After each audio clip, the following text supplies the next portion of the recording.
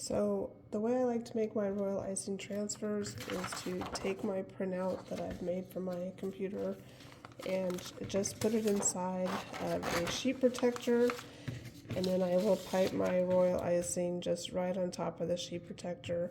I like the sheet protector because it all moves together.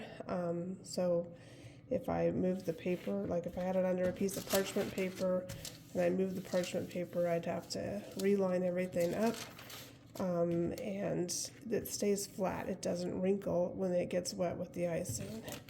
But if you don't have sheet protectors on hand, you can make your royal icing transfers underneath a sheet of parchment paper, and you might want to tape it down so it doesn't go anywhere, but then you can't rotate it as you're working on it very easily unless you tape it down maybe to the bottom of a cookie sheet and you just work on top of that, because that way you could pick it up and put it out of the way when you're done with it without messing up any of your transfers and causing them to bend. And as a last resort, you can always take your trusty dusty Ziploc bag and stick it right inside of there, and you can go ahead and pipe right on top of the Ziploc bag. So I hope that helps. Thanks.